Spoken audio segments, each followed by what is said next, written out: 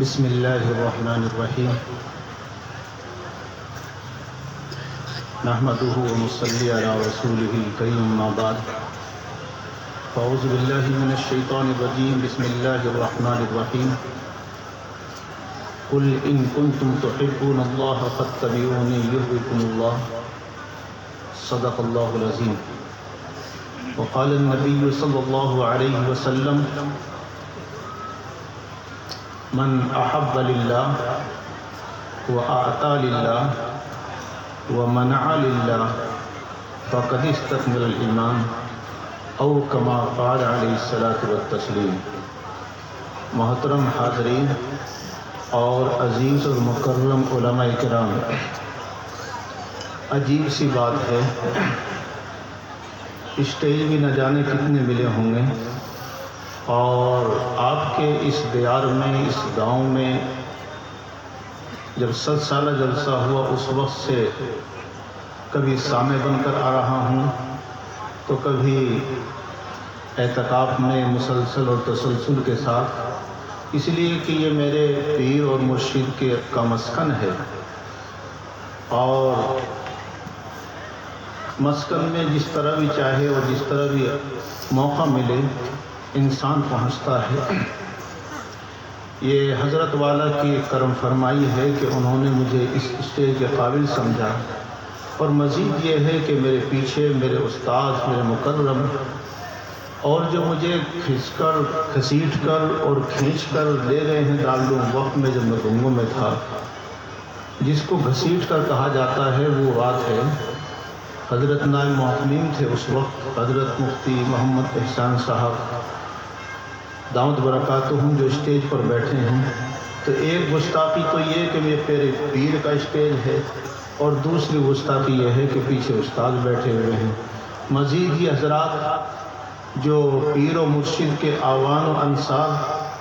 اور ان کے محب جنہوں نے اپنی داڑھی سفید کر لی ہے، یہ پورا مجمع، چاہے مولانا گلزار صاحب ہوں، مولانا عقیل صاحب ہوں، یا مولانا ممتاز صاحب، ایک کی بجائے دو مولانا سلام صاحب، یہ سب حضرات، اب میں بھی ان سے ایک فرد کی طرح واقف ہوں، ایک کنگر خاندان کی طرح واقف ہوں، اور تقریباً آپ حضرات میں سے بھی اکثر اور گاؤں کے لیے بھی، بہرحال ایسے موقع کے اوپر جہاں علم اور علماء کی مجلس ہو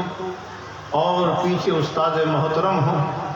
یاد رکھو طالب علم کے زمانے میں سبق سنانا آسان ہے، لیکن استاد بننے کے بعد پھر سبق سنانا بڑا مشکل ہوتا ہے۔ اور اوپر سے مولانا گلزار صاحب دامت برکاتہم نے ایک لفظ بڑھا کر، وہ جو میرے آس پاس نہیں ہے، لفظ محدث، بہرحال انہوں نے جو سمجھا اور جو لگایا، ایک ادنا سا استاد اور ادنا سا خادم، بالکل اسی مجلس میں رہ کر بولنا اور سیکھنا، انہی کے درمیان میں کوئی علمی گفتگو نہیں، دیہات سے واقفیت ہے، دیہات کے مزاج سے کچھ واقفیت ہے، اسی لیے بسا اوقات کوئی موضوع سوچ کر آتا ہوں تو دیکھ کر اپنے موضوع کو کبھی ادھر بدلتا رہتا ہوں، کبھی ادھر بدلتا رہتا ہوں۔ ابھی بھی اسٹیج پر بیٹھے بیٹھے میں نے سوچا یہ شروع کروں گا تو اتنا لمبا ہوگا، وہ شروع کروں گا تو اتنا لمبا ہوگا، پھر نہ جانے کون سی بات پچھلے ہی سال میں بیان کر کے جا چکا ہوں، یا ابھی آپ کے پر قدی اور پراس میں جامع مسجد میں کچھ کہہ کر چلا گیا ہوں، یا آس پاس، بہرحال جو بھی کہی جائے بات تو اسی وقت کی ہوگی۔ حضرت تھانوی علیہ الرحمہ کے متعلق ہے کہ حضرت تھانوی علیہ الرحمہ جب کانپور پڑھا کرتے تھے، کانپور سے پھر اپنے دیار خانہ بھون کے اندر منتقل ہو گئے اور خانقاہ کو سنبھال لیا۔ ایک موقع کے اوپر ان کے ایک مرید نے کانپور کے علاقے میں ان سے درخواست کی کہ حضرت کافی دن ہو گئے، کافی سال ہو گئے، آ کر کے ایک دفعہ لوگ تشنا ہیں، سننا چاہتے ہیں کہ اتنے بڑے حضرت ہیں، ان سے کچھ تقریر سن لی جائے، آپ پروگرام دے دیجئے۔ بڑی شدت کے ساتھ اور لجاجت کے ساتھ پروگرام مستقل مانگتے رہے، بالآخر حضرت نے پروگرام دے دیا۔ ایک مرید کے نزدیک اس کا پیر، اور ایک شاگرد کے نزدیک اس کا استاد، اور ایک طالب اس کے بچے کے نزدیک اس کا باپ اور اس کا ماں، سب کچھ ہوا کرتا ہے۔ لہذا جسے محبت ہے اور تمام میں چن کر اس نے ایک ہی پیر بنایا، اور واقعتاً حضرت تھانوی علیہ رحمہ اپنی جگہ پر وہ مثال تھے کہ آج ہم ان کے طریقے کو اپناتے اپناتے اپنی راہ کو بدعت سے بچا رہے ہیں، اپنے آپ کو راہ راست پر لگاتے ہوئے مسلک تھانوی پر چلنے کو فخر محسوس کرتے ہیں۔ تو حضرت تھانوی علیہ الرحمہ نے وقت دے دیا، یہ مرید علاقے میں گیا، تاریخ متعین ہو گئی تو روزانہ اعلان کرتا اتنے بڑے حضرت آ رہے ہیں، اتنے بڑے حضرت آ رہے ہیں، اعلان پر اعلان، لوگ جانتے نہیں تھے، لیکن یہ جاننے والا، یہ بتانے والا جب اتنا بولے گا، اتنا بتائے گا تو لوگوں کے تو کان کھڑے ہو ہی جاتے ہیں کہ نہ جانے کتنا بڑا حضرت آ رہا ہوگا، کون سا حضرت ہے، بہت بڑے حضرت، اور تھے آخرتاً بڑے حضرت، لیکن حضرت جب آنے کے بعد کیونکہ اب خانقاہ میں بیٹھ گئے تھے، خطابت دکھانے کے لیے نہیں تھی، بات صرف اس لیے نہیں کہ لوگ تعریف کر جائیں، کہنا اس لیے نہیں تھا کہ لوگ یہ تبصرہ کرتے کہ بہت اچھا گفتگو کر کے چلے گئے، مقصد حیات تھا وہ تھانوی علیہ رحمہ کہ جب ان کے پیر و مرشد نے خط لکھ کر پوچھا تھا، اے اشرف علی مجھے یہ بتائیے کہ اس سلوک کے مسلک پر چلتے چلتے تمہاری کیفیت کیا ہوئی ہے، تو جواباً یہ عرض کیا تھا، حضرت کچھ نہ آ سکا، صرف اتنی بات ہے کہ نماز پڑھنا سیکھ چکا ہوں۔ اور جب یہ بات ان کے پیر و مرشد جو مہاجر مکی ہو چکے تھے، حاجی امداد اللہ مہاجر مکی رحمت اللہ علیہ تک پہنچی، خبر در خبر یا خط کے ذریعے سے، تو ایک دم سے کہا، اشرف علی تیرے پیر کو تو اب تک نماز بھی پڑھنی نہیں آئی۔ تو وہ اشرف علی تھانوی آئے اور آ کر کے تقریر شروع کر دی، خانقاہی تقریر، ٹھنڈی ٹھنڈی تو ہوتی ہیں، کوئی ایسی تو نہیں ہوتی کہ کان کھولے کے دوسرے کے کھڑکھڑا دیے جائیں، زور اور آواز لگائی جائے۔ آہستہ آہستہ انہوں نے باتیں شروع کر دی، مسلمانوں نماز نہ چھوڑا کرو، فلاں چیز جو عام طور سے باتیں ہوتی ہیں بتا کر اپنا چلے گئے۔ حضرت تو چلے گئے لیکن لوگوں نے ان پیر و مرید صاحب کی ایسی کی تیسی کر دی، بعد میں کہا تم نے مہینوں ہو گئے اعلان میں ہمارے کان پکا دیے، اتنا بڑا حضرت آئے گا، اتنا بڑا حضرت آئے گا، ارے کتنا بڑا حضرت تھا وہ، یہ تو ہمارا امیر صاحب روزانہ بات بتاتا جو بتا کے چلا گیا، کوئی نئی بات تو اس نے نہیں بتائی، لیکن یہ کیا کرتا بھائی، حضرت سے بھی کچھ کہہ سکتا تھا۔ مجلس میں جانا ہوا، حضرت سے ایک دفعہ کہہ بیٹھے، کہنے لگا حضرت لوگ کچھ اس طرح کہہ رہے تھے کہ اتنے بڑے حضرت آئے، کوئی نئی بات تو بتائی نہیں۔ حضرت جلالی بھی تھے تو ایک دم سے کہنے لگے اب کے بعد میں خود پروگرام دے رہا ہوں اور جاؤ سے کہہ دو فلاں تاریخ میں آؤں گا، اور یہ بھی اعلان کرنا بڑا حضرت ہے، نئی بات بتائے گا۔ حضرت اشرف علی تھانوی رحمت اللہ علیہ آئے اور آنے کے بعد تقریر شروع کر دی، اور تقریر میں مختلف باتیں، اور یہاں سے شروع کر دیا بہت سی باتیں۔ اے لوگوں 1400 سال پہلے ایک قرآن نازل ہوا تھا جناب رسالت امام صلی اللہ علیہ وسلم پر، لیکن 1400 سال ہو گئے، قرآن پرانا ہو گیا۔ آج اشرف علی تھانوی بہت بڑا ہے، عالم آیا ہے، بہت بڑا عالم آیا ہے، آج وہ نئی بات بتاتا ہے، یہ قرآن پورا ہو گیا، یہ قرآن پرانا ہو گیا، اس کو آج سے چھوڑ دیا جائے۔ 1400 سال پہلے بات آئی تھی کہ اپنے ماں باپ کی خدمت کرنا ثواب ہے، آج کے بعد سے اشرف علی تھانوی ایک نئی بات بتاتا ہے، صبح سویرے اٹھ کر موقع لگے تو ماں باپ کو 2-4 تھپڑ لگا دیا کرنا، اور یہ نئی بات ہے کیونکہ 1400 سال پرانی ہو چکی، اور پڑوسی کے ساتھ حسن سلوک والی بات بھی پرانی ہو چکی۔ حضرت کیوں کہنے لگے، وہ مرید اٹھنے لگے، کہنے لگے حضرت یہ کیا بات کہہ رہے ہیں؟ کہا بڑا حضرت ہوں، نئی بات تو بتاؤں گا۔ ارے بات تو وہی ہوگی جو 1400 سال پہلے میرا نبی لے کر آیا ہے۔ زبان بدل سکتی ہے، انداز بدل سکتا ہے، انسان کا چہرہ بدل سکتا ہے، لیکن بات وہی ہوگی جو ہوتی آ رہی ہے۔ تو لہٰذا آپ بھی یہ نہ کہنا کہ پتہ نہیں کتنا بڑا نام لے دیا، نہ جانے کون سی بات ہوگی۔ الغرض یہاں تک میں نے یہ بات کہہ کر کے ایک مختصر سی بات کہہ کر، نہ جانے کون سی بیماری ہے آج آپ کو بھی معلوم، ہمیں بھی معلوم ہے، قرآن کی آیتیں شاہد ہیں، احادیث بھری پڑی ہیں، اور آپ تک یہ بات پہنچ چکی ہے کہ رب جب ناراض ہوتا ہے تو ظالموں کو مسلط کر دیتا ہے۔ جب رب ناراض ہوتا ہے تو ہمارے شہر کا حاکم ظالم بن جاتا ہے، جب ناراض ہوتا ہے تو میرے اوپر جو حاکم ہے وہ ناانصاف بننے، ناانصافی کرنے والا ہو جاتا ہے۔ آج مشرق سے لو مغرب تک چلے جاؤ، شمال سے لو جنوب تک چلے جاؤ، حکومتوں کو دیکھ لیجئے، ایک گاؤں کے سردار اور محلے کے سرداروں کو دیکھ لیجئے، ہر ایک کا مشن یہ ہے کہ میں حکومت لوں اور لوگوں کو ہڑپ کر لوں۔ موقع پھنسنا چاہیے ایک آدمی کو ذرا سا کہیں سے الزام لگتا ہے، چاروں طرف سے اس کے اوپر نہ جانے کتنے الزام لگا کر اس کو تھانے میں پہنچانے کا کام اس زمانے میں ہوتا ہے۔ اس لیے کہ ہر انسان اپنے آپ کو بہتر سمجھتا ہے، ہر انسان بہتر سمجھتا ہے، اور مزید یہ ہے کہ انسان سوچتا ہے کس طرح کا حلال ہو یا حرام اس کو ہڑپ کر لیا جائے۔ اسی لیے اللہ کے رسول صلی اللہ علیہ وسلم نے فرمایا تھا، اس وقت تک مومن نہیں ہو سکتے جب تک کہ میری محبت تمہارے دلوں میں جان، مال، عزت و آبرو سے زیادہ نہ ہو جائے۔ کہا کیوں تھا؟ اس لیے کہ محبت ہوگی، جو بات کہیں گے تو مانا جائے گی،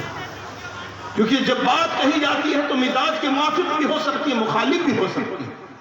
یہ تو نہیں ہوگا کہ میٹھا میٹھا ہاف اور کڑوا کڑوا تھوتو، یہ بات تو نہیں چلے گی کہ حضرت جی فیصلہ جو حضرت جی کہیں گے وہی مانے ہوگا، حضرت جس طرح چاہے فیصلہ کر دے، اور لیکن حضرت جی کے پاس جا کے کہہ رہے ہیں، وہ مشہور میں سے مسئلہ ہے، پترالے پر جھگڑا ہو رہا ہے، پترالے پر یہ جو پانی کا ہوتا ہے کہ ادھر ہوگا یا ادھر ہوگا، اس جھگڑے کے اوپر دو آدمیوں کا جھگڑا، حضرت جی امام صاحب تھے، حضرت جی سے جا کر کہتے دونوں جو حضرت جی فیصلہ کریں گے وہی، تو دو جھگڑا کرنے والا کہتا ہاں جو حضرت جی کہتے گا فیصلہ وہی، لیکن حضرت جی بات جو آپ کہیں گے وہی مانوں گا، لیکن پترالہ وہی رہنے دینا،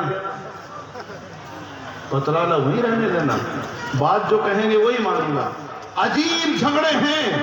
ایک جھگڑا عجیب یاد آیا، اسی طرح محلے میں پڑوس میں باز کا کھیت ہوتا ہے، ایک شخص ہل جوت رہا ہے، پڑوسی نے پوچھا کہ یہ ہل کیوں جوت رہا ہے بھائی، کیا بوئے گا اس میں، کون سی کھیتی کرے گا؟ اس نے کہا گنا بوؤں گا، تو ایک دم سے کہنے لگا بہت بڑھیا بھائی، ہم بھی چوس لیا کریں، بہت اچھی بات۔ یہ کہنے لگا ہل روک کر کے گنا نہیں چوسنے دوں گا، وہ کہنے لگا بھائی چوسوں گا گنا، تو وہ کہہ رہا نہیں چوسنے نہیں دوں گا، دونوں لڑائی ہو گئی اور خوب لڑائی ہاتھا پائی ہوئی، دوسرے آدمی چھڑوانے کے لیے بھاگے، ایک نے اس کو پکڑ لیا، ایک نے اس کو پکڑ لیا، بھائی کیوں لڑ رہے ہو؟ اس نے کہا گنا پھر چوستا تھا میرا، کہا گنا کہاں بوؤں گا، پہلے بول تو لے جب بھی تو ہوگا۔ تو جھگڑا اس انداز کا اس وقت یہ ہے کہ مجھے اور آپ کو بھی احساس ہے رب ناراض ہے، اللہ ناراض ہے اس وقت، کیوں آہیں خدا تک پہنچتی نہیں، کیوں میری دعائیں آنکھوں سے آنسو نکل رہے ہیں، وہ رب جو تھوڑی سی بات کا قدردان ہے، وہ رب کائنات کیوں دعائیں نہیں سنتا؟ کیا وجہ ہے جو مظلوم کی آہ پر لبیک کہتا ہے، جو کہتا ہے بندہ ایک قدم میری طرف بڑھتا ہے میں دو قدم بڑھتا ہوں، بندہ لپک کر چلتا ہے میں دوڑ کر چلتا ہوں، تو یہ کیا وجہ ہے کہ اللہ رب العزت سننے کے لیے تیار نہیں؟ مظلوم تڑپ رہا ہے لیکن اللہ ظالم کی طرف دیکھتا نہیں اور غصہ نہیں ہوتا، یہ کون سی وجہ ہے؟ رشتے ہم نے چھوڑے نہیں، رشتوں کو ہم نے تار تار کیا ہے۔ اللہ کے رسول صلی اللہ علیہ وسلم غار ہیرا میں ہیں، فرشتہ آتا ہے، سب سے پہلے وہی لے کر آتا ہے، حضرت جبریل علیہ السلام حضور پاک صلی اللہ علیہ وسلم کو دبوچ لیتے ہیں، اور وہ بھی آتا ہے کہ سینے سے دل نکال کر اور اس کو صاف کرتے ہیں، ایسا دبوچا تھا۔ اللہ کے رسول فرماتے لقد خشیت علی نفسی،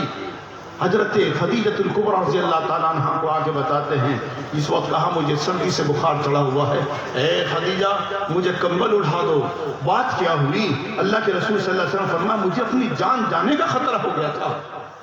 قربان جاؤ کسی مدرسے میں نہیں پڑھا تھا خدیجہ کبریٰ نے، قربان جاؤ کسی درسگاہ میں بیٹھ کر کسی خانقاہ کے پاس جا کر کسی پیر و مرشد سے کوئی سبق نہیں لیا تھا، لیکن آپ نے حدیث کے الفاظ سنے ہوں گے، سب سے پہلے یہ الفاظ فرمائے تھے کلا یا محمد، اے محمد، الفاظ تو نہ جانے کتنے اس موقع پر کہے تھے خدیجہ کبریٰ نے، لیکن آب زر سے لکھے 1400 سال سے چلتے آئے آج تک چلے گئے، اور الفاظ میں سب سے پہلے رکھا انک لتصل الرحم، ہرگز اللہ آپ کو ہلاک نہیں کر سکتا، اس لیے کہ آپ جوڑ کا کام کرتے ہیں، آج جوڑ کا کام ہوتا ہے۔ اللہ کے رسول صلی اللہ علیہ وسلم فرماتے ہیں اللہ رب العزت نے صلہ رحم کو پیدا کیا، صلہ رحم رونے لگا، اللہ رب العزت جانتے تھے پھر بھی پوچھا کہ کیوں روتا ہے؟ فرمایا اللہ میں آپ نے ایسا بنا دیا لوگ تو توڑیں گے، فرمایا کیا اس بات سے خوش ہے کہ جو تجھے جوڑے گا میں اس کو اپنے سے جوڑ دوں گا، جو تجھے توڑے گا میں اس کو اپنے سے توڑ دوں گا۔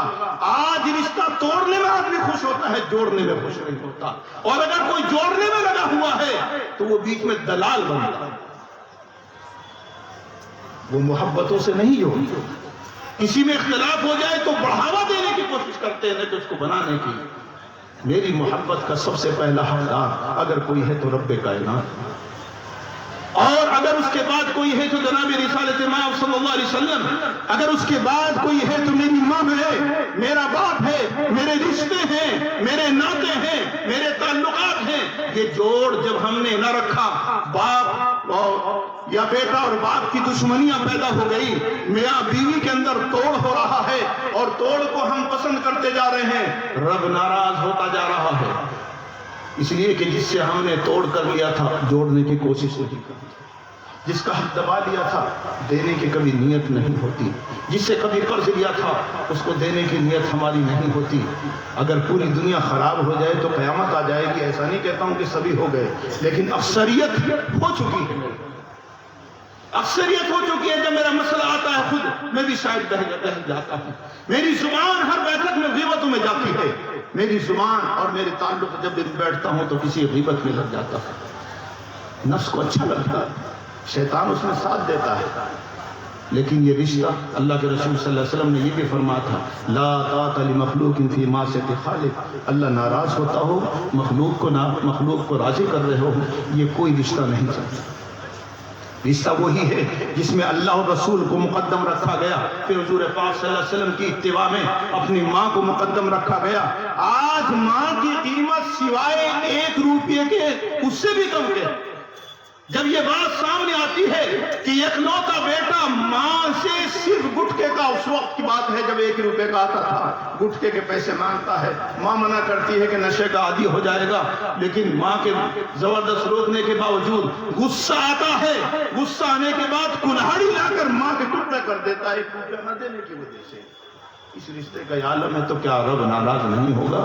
کہ اللہ رب العزت ہماری طرف ہماری دعاؤں متوجہ ہوں گے. میں دعا مانگتا ضرور ہوں لیکن میرا عمل اگر بد چل رہا ہے تو بد ہی چلتا ہے. اللہ ہمیں اس چیز سے بچنے کی توفیق نصیب فرمائے. دیکھو اللہ کے رسول صلی اللہ علیہ وسلم سے محبت کا دعویٰ ہے ضرور، لیکن اللہ کے رسول سے محبت نہیں ہوئی. حضور نے کہا تھا کسی کا حق نہ دبانا، ہم رکتے نہیں. حضور پاک صلی اللہ علیہ وسلم نے فرمایا تھا ماں کی عزت کرنا ہم کرتے نہیں. حضور نے کہا تھا باپ کی عزت کرنا ہم کرتے نہیں. نوجوان اٹھتا باپ کا گریبان پکڑتا میرا حق دے، حالانکہ زندگی میں کوئی حق نہیں. اس لیے تو عرب ناراض ہوگا، راضی نہیں. لیکن ایسا بھی ہے حضور پاک صلی اللہ علیہ وسلم سے محبت صحابہ نے کر کے دکھائی. ہم صرف نام لیتے ہیں، تعداد بہت زیادہ. اور ایسی محبت حضرت ابوبکر صدیق رضی اللہ تعالیٰ عنہ جیسا انسان